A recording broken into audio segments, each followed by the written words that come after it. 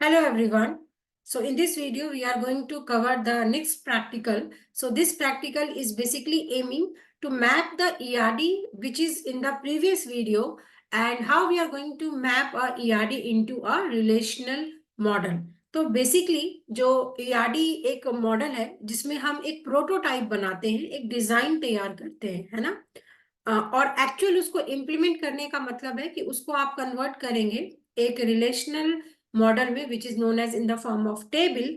और फिर वो टेबल में कन्वर्ट होने के बाद आप एसक्यूएल क्वेरीज को रन करते हैं to interact with the system. तो पहले वीडियो में हमने ये कवर किया कि ईआरडी क्या है और ईआरडी में किस तरीके से आपको क्वेश्चंस गिवन होंगे तो आप उसका एक डिजाइन बना सकते हैं। इस क्वेश्चन में वो सेम ईआरडी का रेफरेंस लेके मैं आपको सिखाऊंगी कि how to create a relational model corresponding to the described application. Basically, what we are going to use, we are going to use a command that is create table statement with the attribute names and the appropriate data type, which will make sure to have a primary key clearly defined. So let's get started. First, you are supposed to understand what is relational DBMS. So a relational DBMS is a type of database that store and provide access to data. In a relational database, each row in the table is a record with a unique ID called the key. The columns of the table holds attributes of the data and each record usually has a value for each attribute. Make it easy to establish the relationship among data point. तो ये मैंने English में पढ़ दिया। कई सारे student बोलेंगे कि मैम ने रीडिंग कर दी, समझ में नहीं आया। So please wait, I will explain all the things, है ना। But it is very important if you are from the CS and IT, you should be knowing how to speak English and how to understand the terms in English. So सबसे पहले एक question तो आपका यही exam में बन जाएगा, what is the full form of DBMS और what is the full form of relational DBMS। तो DBMS का फुल फॉर्म होता है डेटाबेस मैनेजमेंट सिस्टम। आर, अगर उसमें आर लगा दिया, आर का मतलब होता है रिलेशनल डेटाबेस, है ना। कि डेटाबेस एक है, इसके अंदर कई सारे टेबल होंगे या कई सारे डेटाबेस है, उनके अंदर भी आपस में कम्युनिकेशन होता है। तो ये हो गई रिलेशनल डेटाबेस। अब why we are using relational database? To store and to provide access to data. काफी सारा डेटा उसमें से इंफॉर्मेशन निकालने के लिए। जैसे मेरे पास मोबाइल फोन है, मेरे मोबाइल फोन में कई सारे स्टूडेंट का नंबर है, तो मैं क्यों स्टूडेंट का नंबर सेव की हूँ? क्यों? क्योंकि कल को मुझे कुछ काम पड़ेगा तो I can call them because मेरे पास नंबर स्टोर है। बट हर किसी का तो नंबर हम नहीं स्टोर करते। बैंक से या पॉलिसी वाले कितना दिन भर में फोन करते हैं? We are not going to store their number. Why? Because हमें पता है हम उनको कभी भी कॉल नहीं करेंगे। तो आप क्या कर रहे हो, जो आपका यूजफुल इंफॉर्मेशन है उसको आप कहीं ना कहीं स्टोर करके रख रहे हो, उसी स्टोरेज को हम बोलते हैं डेटाबेस। और इसलिए डेटा स्टोर कर रहे हैं क्योंकि आपको कल को उसमें से कोई इंफॉर्मेशन एक्सट्रैक्ट करना है, ठीक है। In a relational database each row in the table is a record with a unique ID. अभी जस्ट आपने पढ़ा कि टेबल को हम इस तरीके से डिफाइन करते हैं, है ना।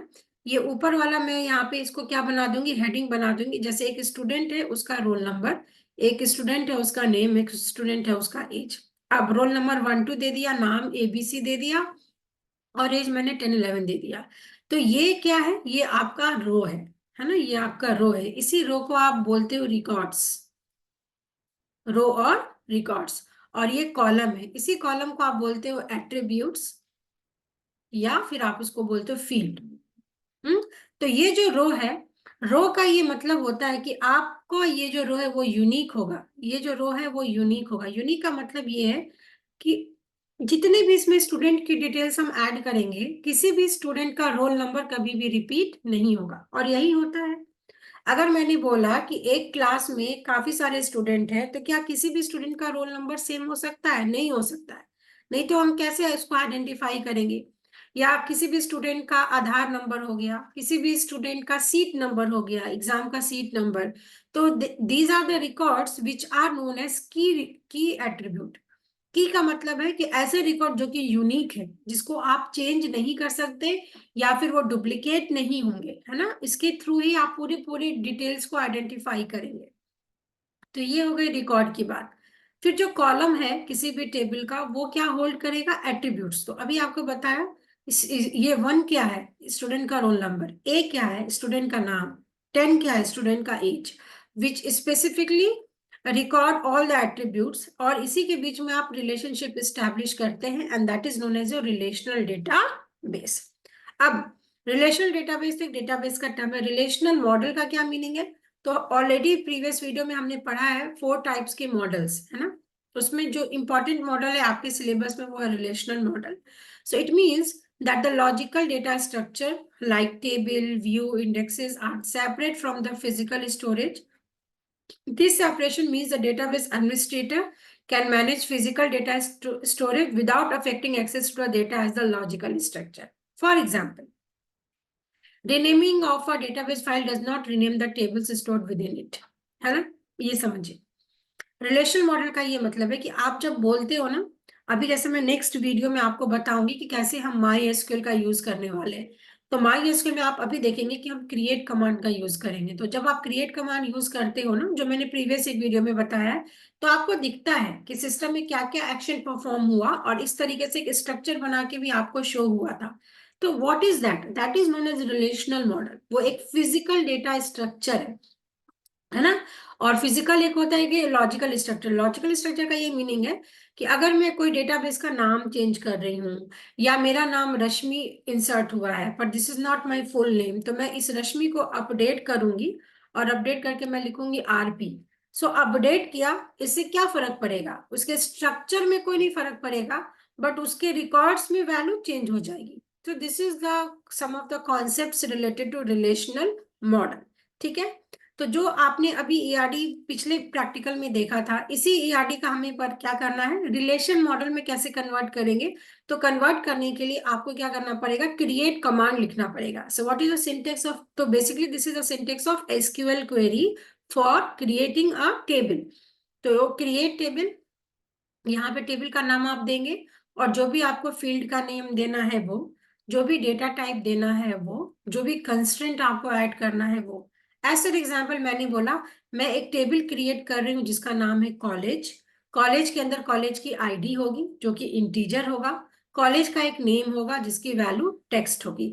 तो इसके मतलब इसका ये मीनिंग है कि इस तरीके का एक मेरा टेबल बनेगा. इस टेबल में ये बनेगा कॉलेज आईडी, ये बनेगा कॉलेज नेम. आईडी में डालती हूँ 1, कॉलेज का नाम में डालती हूँ सीकेटी कॉलेज. तो इस तरीके से ये मेरा टेबल डिजाइन हो जाएगा, है ना. तो ये आपको क्या करना है, एसक्यूएल क्वेरी लर्न करना है. तो लर्न का ये मतलब नहीं है याद कर लेना है, इतना आप प्रैक्टिस करो कि ऑटोमेटिकली वो याद हो जाए. तो ये हमारा प्रीवियस ईआरडी मॉडल था जहां पे हमने स्टूडेंट और कोर्स के बीच में रिलेशन देखा, प्रोफेसर और कोर्स के बीच में रिलेशनशिप दिखा. ये हमारे एट्रीब्यूट्स हैं. तो कैसे मॉडल करेंगे, तो आपको मैंने सिखाया है इस तरीके से रिलेशनल मॉडल में आप मॉडल करोगे, है ना. तो इसका एसक्यूएल क्या होगा, तो इसका एसक्यूएल ये होगा कि आप यहाँ पे लिखेंगे क्रिएट टेबल. टेबल का नाम हो जाएगा ये स्टूडेंट.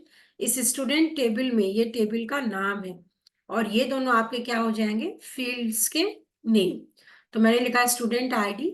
आईडी क्या होगा, इंटीजर होगा. Integer is a data type. Data type मतलब टाइप ऑफ डेटा क्या है.